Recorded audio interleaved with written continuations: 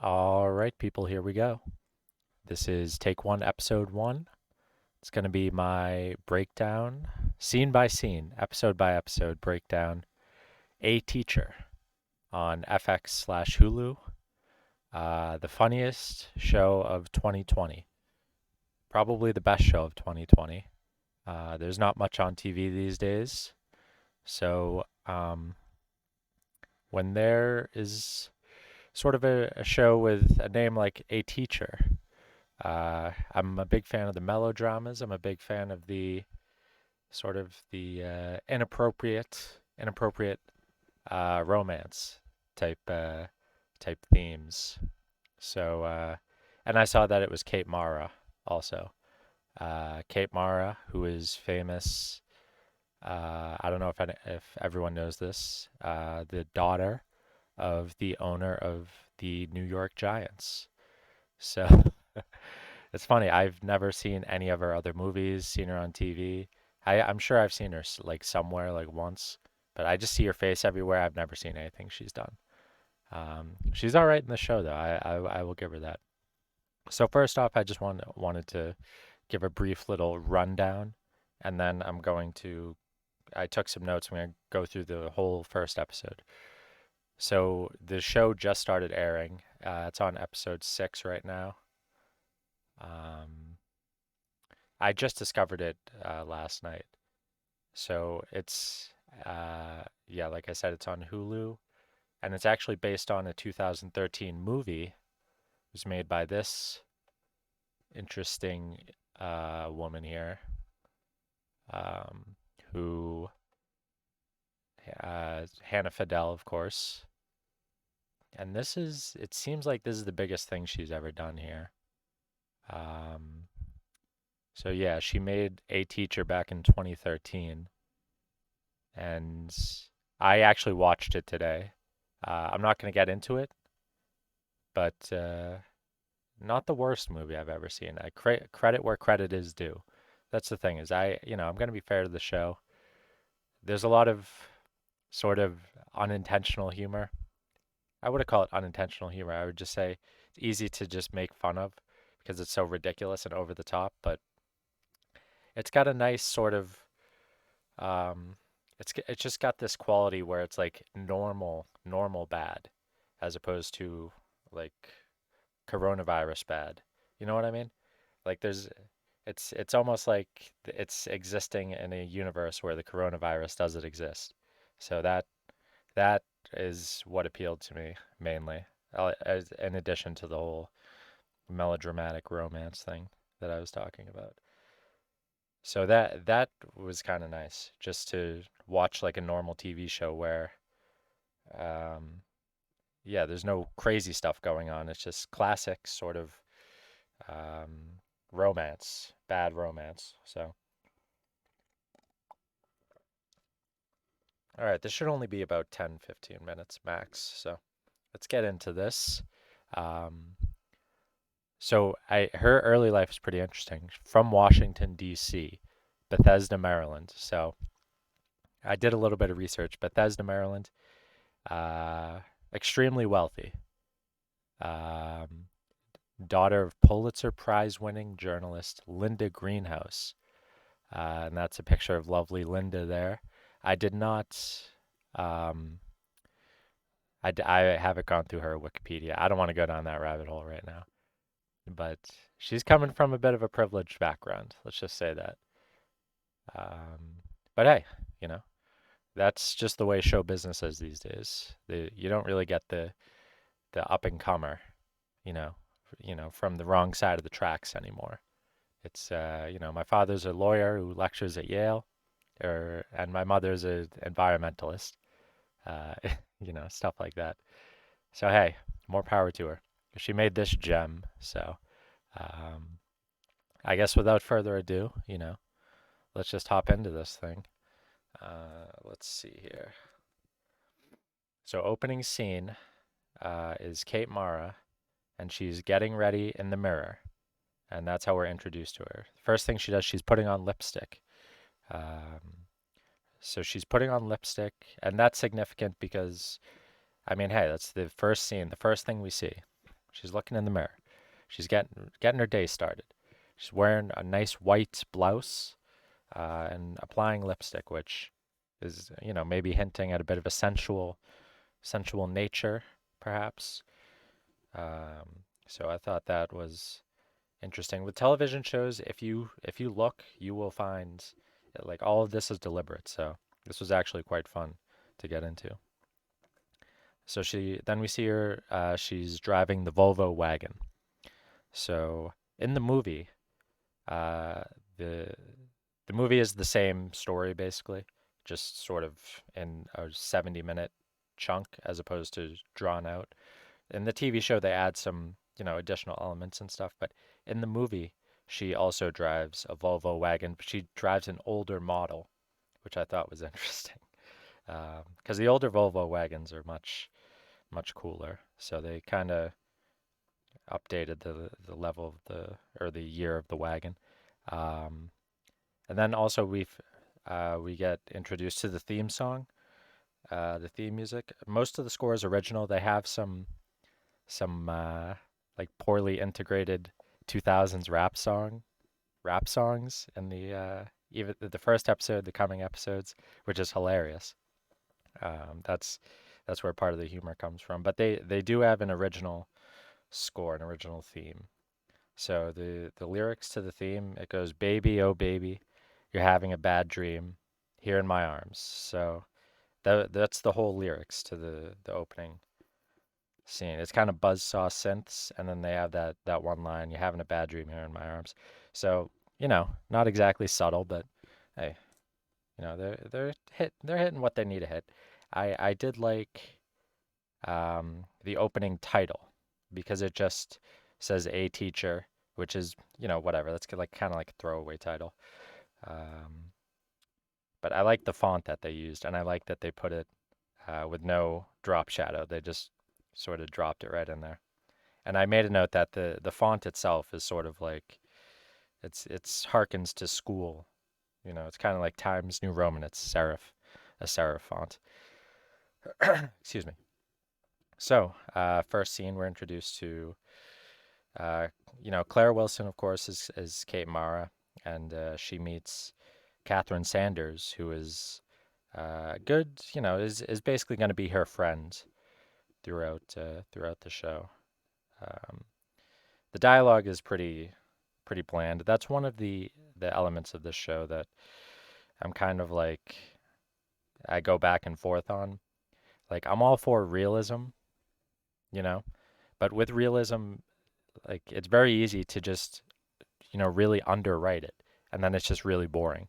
Like when I was watching these episodes, was thinking about how like I've tried in the past to write dialogue for like a scenario for like a story of some kind, and it was basically coming out like this, where it's like everything is just so bland.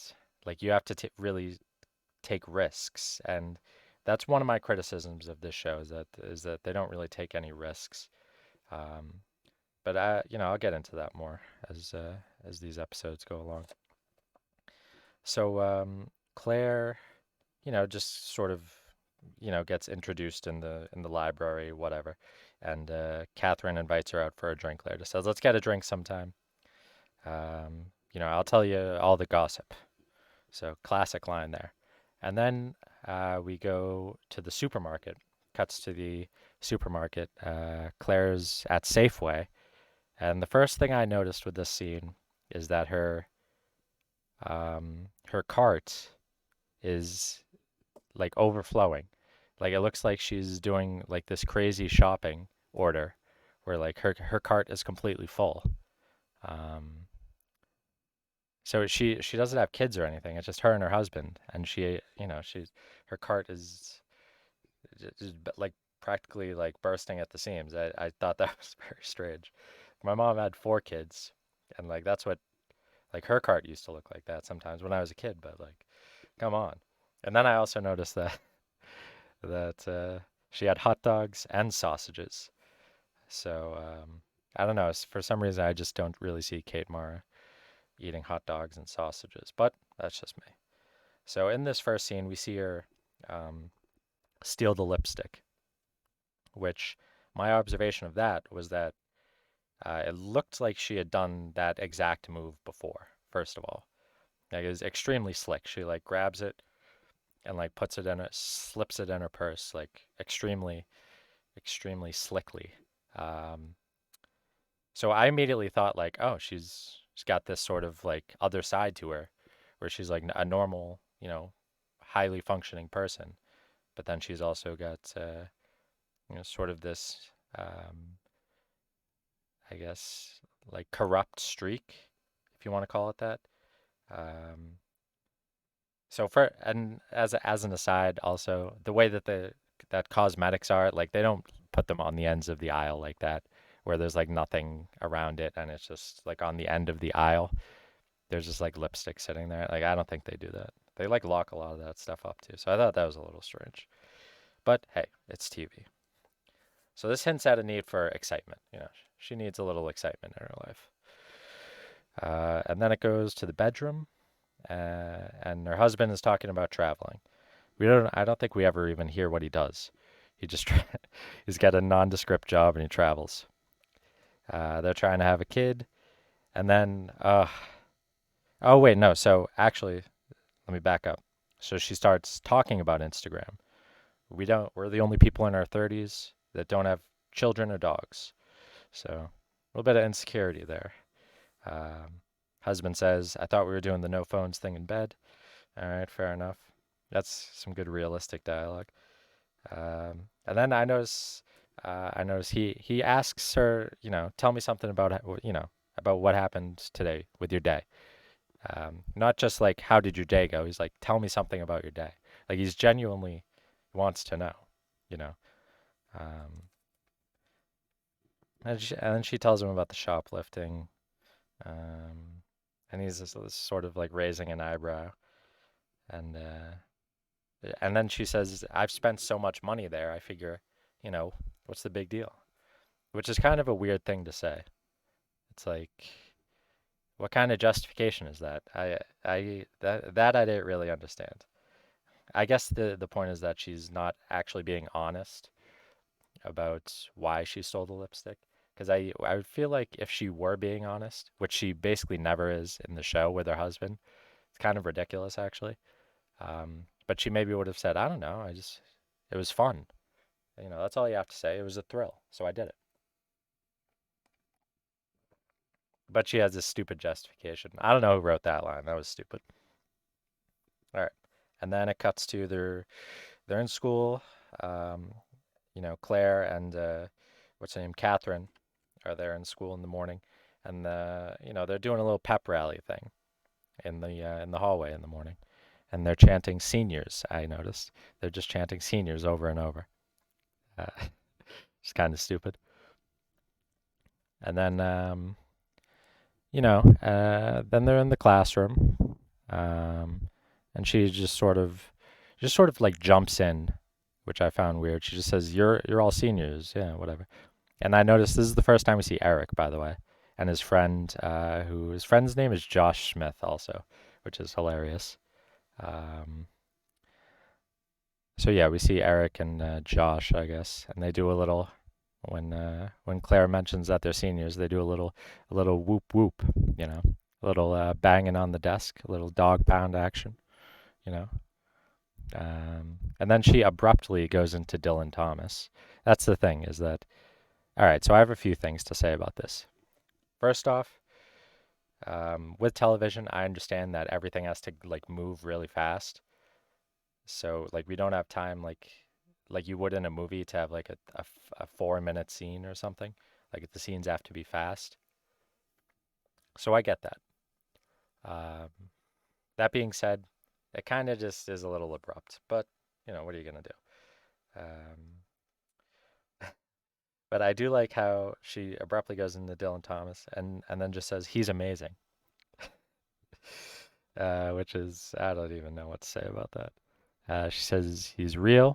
He gets real about aging, the value of suffering, and fighting against fate, which is she points out it's irrational, but that's why she loves it. So we see a little bit of her character there. Um, But also, if you ever think that we're gonna see her like talking about books or caring at all about English or anything like that, like forget it. Um, like what she does here, she literally reads Dylan Thomas, the Dylan Thomas poem, which is the most famous poem, I think the most well-known poem probably in existence. Um, and so she reads it, and then, it's never alluded to again that she is an English teacher. It's kind of ridiculous, but anyway. So while she's reading the poem, um, we see Eric, and he's basically embodying sort of the spirit of the of living your life. He's full of life. That's the whole point. And that's, apparently she's attracted to that, as we will see. So she reads the poem, ba, ba, da, da, da. And then, we get Eric's first dialogue scene after that, where he just talks to his advisor, really just a exposition scene, where we learn he's the captain of whatever the fucking football team or soccer team. I don't know. It's completely irrelevant to the story. But they did make him the captain. But the main thing is that he wants to be a doctor, as we find out. He doesn't say it in the scene, but he's looking for a scholarship to University of Texas. But his SATs aren't good enough yet, so he's got a little bit of a ways to go academically. So at this point, everyone could see where it's going here. Then we go outside. Um, Eric, and then it's Josh and whatever the other kid's name is. They're just sort of shooting the shit, and then they see Claire walking by. Miss Harris, that's her name. Claire Wilson. Sorry. They see Mrs. Wilson. They talk about how hot she is. Classic stuff. Um, but I did like the line where Eric is complaining. It's really funny. Eric is complaining that she assigns a lot of homework, to which the other one says, "She could tell me to do whatever she wants," which is a classic line. Then they cut. They're in one of their houses. I guess it's Josh Smith's house. I'm sorry. Let me pull up a little bit of background here, so that we at least have something to look at. Excuse me for this. It's a little bit impromptu here, but I really wanted to record this because I had a lot of fun watching the show today, and I'm actually really looking forward to the rest of the series. So it's going to be 10 episodes. So they only have 4 episodes left.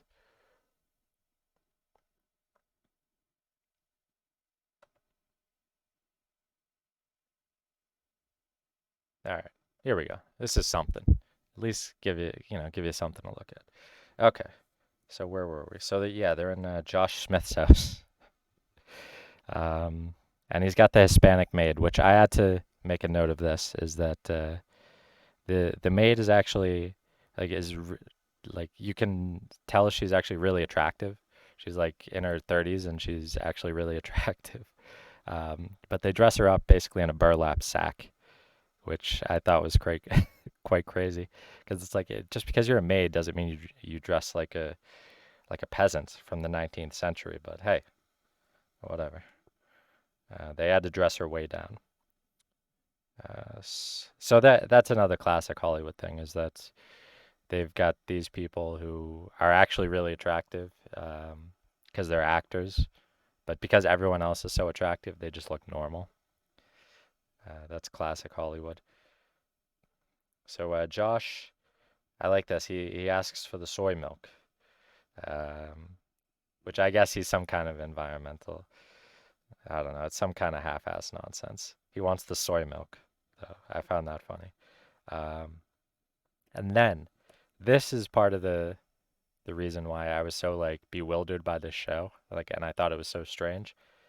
They will do this thing where they'll dedicate like a quarter of the screen of the widescreen shot. They'll dedicate like a quarter of it to like showing a person's like cell phone.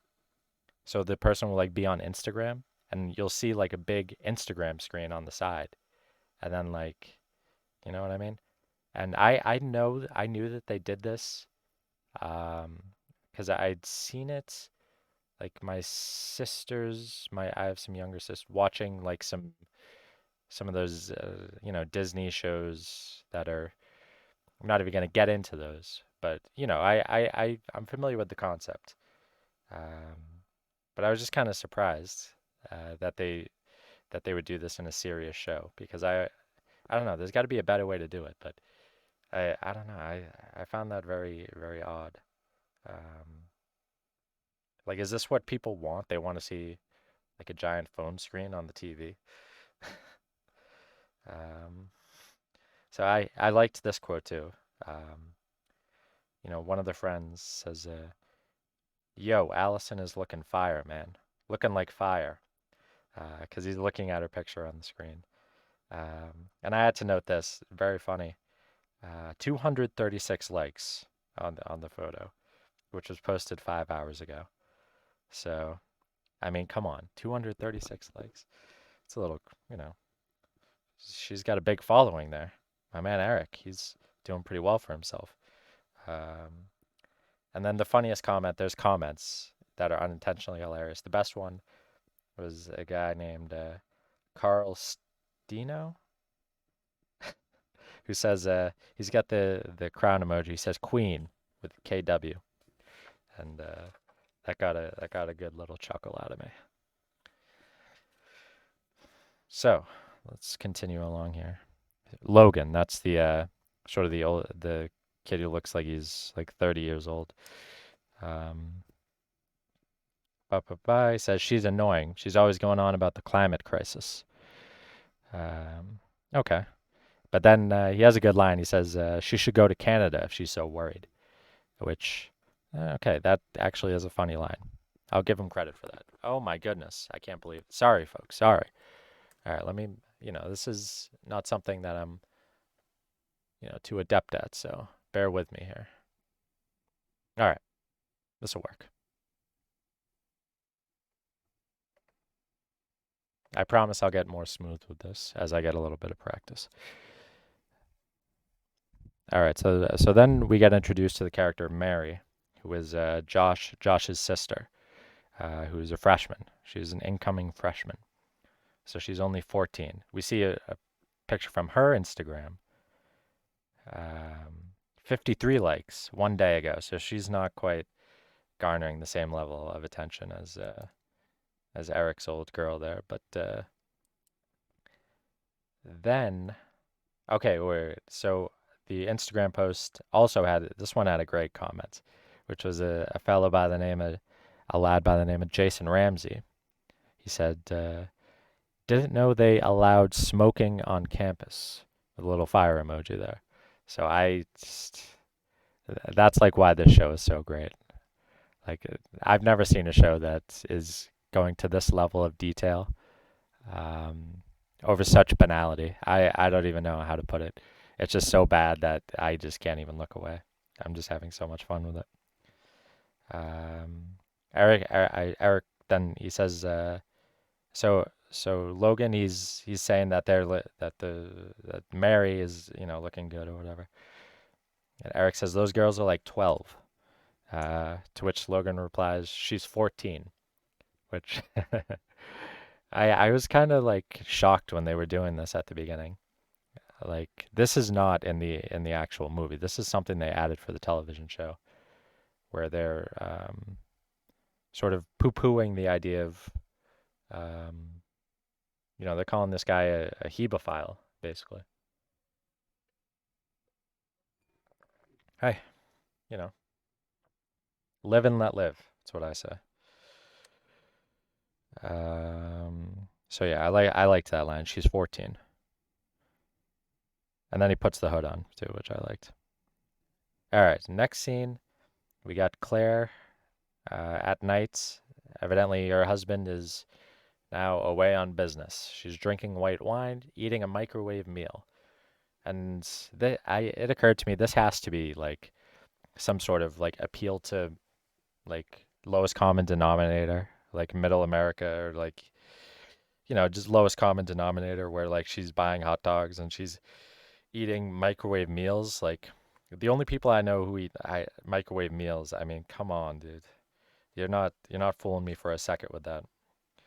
Like that woman there, Kate Mara is. I'm sorry, she's not buying the banquet meal or whatever the hell is she's eating. The lean cuisine.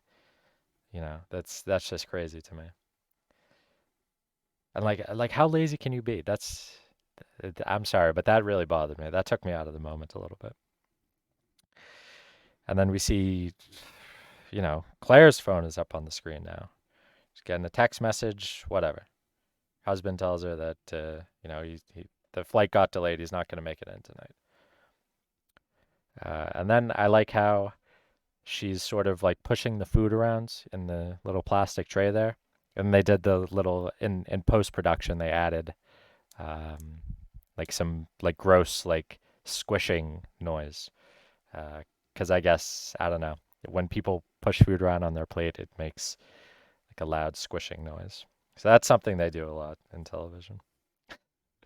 Which I guess there must be a reason for that. I don't know. And then it cuts to we get to hear Rack City, which I guess is Kendrick Lamar. I don't know. I'm not a big Kendrick Lamar guy, but yeah, that's Kendrick Lamar, right? And I noticed that must have been an expensive song to license, unless like the company that's producing the show has some sort of deal with the companies are in bed together. I don't fucking know. But I thought that was funny. Like that, and it sort of comes out of nowhere too. Like it's just been this sort of like really low key synth driven score up to this point, and then just out of nowhere, Rack City bitch. Which all right, you know that's something they just keep doing, and it just gets crazier and crazier. And they get high. There's the three kids, Eric and his two friends, are smoking the joint outside, and that scene is actually was fairly well written. Is they're just bullshitting while they're smoking the joints. They go inside, another realistically written scene, if a slightly boring scene. They're just sort of talking about nothing, and then they see that Claire is in the restaurants, which for some reason she decided like her husband told her to go out and get a drink or something, like to go out, to celebrate her new job, her first day or whatever. And she just goes to this random diner, like, and orders a grilled cheese. Okay, I don't know.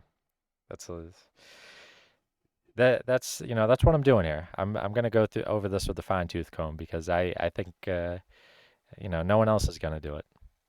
So someone I have enough invested in the show where I'm having enough fun that it's actually really enjoyable for me to to note every minutia in each of the scenes. All right, here we go. So then we get this whole, Logan is he's sort of the, everyone's got to have that one friend who's a little bit more ballsy, a little bit less inhibited, So they see Claire, he goes over and says hi. Um, and then basically all three of them go over to the bar where she's sitting in the diner, and she acts. I noticed that the way she plays it, she acts like it's just kind of like amusing to her, like she's acting bemused, you know. Um, and then we get the classic scenario where, they get their milkshakes, and then they, non-Eric, the other two, take two sips of the milkshake, and then they gotta leave. So they leave a whole expensive milkshake there. Um, which is I know that people, they eat like two bites of food and then they're like, I gotta leave. That happens all the time in television and movies. Um, and whatever, she's gratuitously nice for some reason, and she offers to pay for the food, which I guess they were just gonna stick Eric with the bill. I don't know. So she offers to pay for it, and then she gives him some grilled cheese. So let me back up. The reason why she offers to pay, she says, "Oh, I used to work in a restaurant." So I don't know. People who work in restaurants, they do have an affinity like that. Once you work in a restaurant for any substantial period of time, you gain new levels of respect for other restaurant workers. So that I actually did understand. And that's actually a decent piece of writing there. But then she just offers him grilled cheese, which I guess, I don't know. I guess she's already attracted to him. That's the only thing I can surmise is that she's sort of like ripping to go, like right out of the gate, like whoever come who may. You know what I mean? Like she's just sort of like a loose cannon, which is cool, you know. Hey, whatever. The world's got to have loose cannons. So she gives him some grilled cheese because obviously sharing food with someone that you don't even know, who's someone of the opposite sex, like that's a very familiar thing. That's a move, you know. You would have to be completely oblivious to not know that that's a move of some kind. It's an intimate thing to share food, so I thought that was interesting. And then blah blah blah. They talk about University of Texas, and that's how they set up the tutoring sessions. Which he proposes, by the way. So I guess he's high in this scene too. He's stoned. So he's just sort of going with the flow there. So I like it. Obviously, she's very attractive. So he's just sort of going for it, casually. He's nice and stoned. Sometimes when you're nice and stoned or like a little buzzed or whatever, you can sort of, go with the flow a little bit easier and, do things that you wouldn't ordinarily do. So, yeah, I'm analyzing it too much here. Um, but then she also drops a line where she says that he's smart, like don't worry about the test, the test taking is just test taking. Don't worry, I could tell you're smart, or you're at least smarter than Logan over there. So like right away, she's almost like getting a little bit flirty, like like right out of the gate. So that's kind of like there's a little bit of a lack of motivation. Like that's the main criticism I'm seeing when I read reviews like on Rotten Tomatoes and stuff. Is they say like what why like the characters are underwritten. Like they just sort of come in and do the action. You don't really get the level of motivation that you would expect. But hey, it's a legitimate criticism. Then she offers him a ride. Wow, she's really going all out there. She's either completely oblivious to how the male psyche works or just the psyche in general, or she's there's an instant sort of attraction there. And then, oh my goodness, yeah, this is really laying it on thick. She's in the car, and first she mentions that her brother's a cop in town, and then I like Eric. He has a good line. So what is he like? Is he like a dick or something? I don't know. He had some good delivery there, like good stone teenager delivery. Is he like a dick? It's like, which is that's not how I talk, obviously, but that is how a stone teenager talks. Like a dick or something. So then, and then, oh my goodness, she starts playing R&B music, like slow jams, R&B music, and then they talk about the R&B music. She's like, he says, I didn't think teachers listen to this kind of stuff, which this is where it's a little bit like, all right, fair enough. Um, and she says, blah blah blah, I'm a teacher. It doesn't mean I can't have good taste. It's like, okay, well, there you have that. That was a little bit of weak writing there, but hey, they're playing to a broad audience there, so like they're not trying to win any art house film awards. They're just trying to make a nice digestible show. So I understand what the decision rationale that was there. All right, so where are we here? And then it goes heats up a little bit further. Um, she's in her bed. I guess she's masturbating and fantasizing about him. So yeah, she's like right out of the gate, pretty much.